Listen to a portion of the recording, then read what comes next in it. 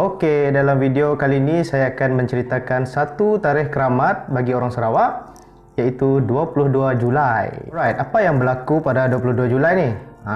Sebenarnya 22 Julai ni adalah tarikh Hari Sarawak ataupun dikenali sebagai Hari Kemerdekaan Negeri Sarawak. Ini sebagai memperingati pembentukan Sarawak sebagai berkerajaan sendiri dan bebas daripada koloni British pada ketika itu. Sebenarnya, tarikh ini dah hampir-hampir dilupakan oleh generasi-generasi muda terutamanya di negeri ini. Namun kita bernasib baik kerana ia telah digazetkan sebagai cuti umum oleh mantan Ketua Menteri Sarawak iaitu Allahyarham Tan Sri Adnan Haji Satem semasa beliau menjadi Ketua Menteri di negeri ini. Dan ini bertujuan untuk mendidik dan memupuk awareness dalam kalangan rakyat Sarawak tentang signifikannya, pentingnya tarikh ini, iaitu Sarawak bebas daripada penjajahan dan telah mula berkerajaan sendiri. Okey, sebelum pergi lebih lanjut, saya rasa saya nak throwback sikit tentang sejarah Sarawak. Mungkin kita boleh mula dengan Kesultanan Brunei. Dahulunya, Sarawak ini merupakan wilayah jajahan Kesultanan Brunei dan diserahkan ataupun bertukar tangan kepada pemerintahan dinasti Brooke sekitar tahun 1841. Lepas tu barulah Sarawak ini diiktiraf sebagai sovereign nation oleh Amerika Syarikat pada tahun 1850 dan juga oleh Great Britain pada tahun 1864.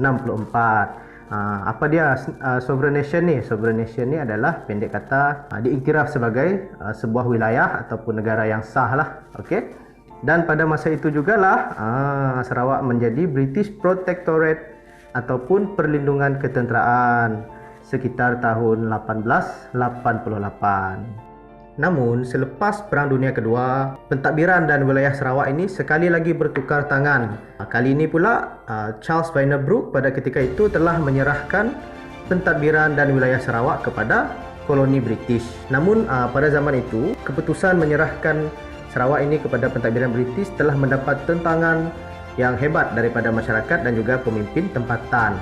Dan disitulah juga berlakunya pertumpahan darah di mana Sir Duncan Stewart telah ditikam oleh seorang pejuang anak muda yang diberi nama Rosely Dobbie. Untuk maklumat, Sir Duncan Stewart ini merupakan gubernur kedua koloni British pada masa itu. Okey, begitulah sedikit sebanyak latar belakang sejarah Sarawak. Baik, berbalik kepada cerita Hari Sarawak. Okey, pihak British telah bersetuju membebaskan Sarawak untuk berkerajaan sendiri pada tahun 1963 bertarikh 22 Julai bersempena dengan Hari Sarawak yang kita raikan pada setiap tahun. Dan seterusnya mengorak langkah dalam pembentukan Persekutuan Malaysia bersama-sama dengan Persekutuan Tanah Melayu pada masa itu ataupun Malaya, Singapura, Sabah dan Brunei. Sebelum tu, kita throwback sekali lagi sejarah Sarawak di mana Alexander Weddell iaitu gubernur British yang terakhir sekali di mana dia telah menyeberangi Sungai Sarawak meninggalkan Astana sebagai menandakan berakhirnya koloni British di Sarawak pada masa itu, iaitu 22 Julai 1963 beliau telah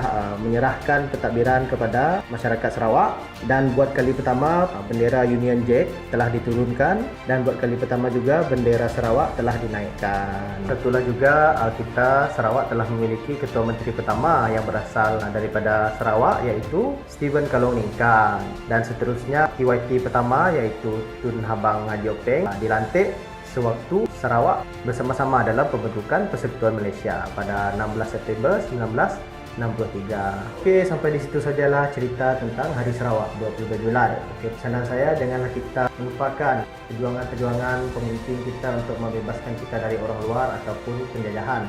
Dan yang paling penting, janganlah minda kita dijajah. Saya ingin mengisytiharkan bahawa 22 hari bulan Julai adalah public holiday. Dan sekiranya fakta-fakta sejarah yang telah saya kupas tadi terdapat kekurangan ataupun fakta yang kurang tepat, maka saya mempersilakan anda semua untuk memberikan fakta-fakta yang tepat ataupun memberi pandangan atau pendapat anda di ruang komen. Sekian, terima kasih.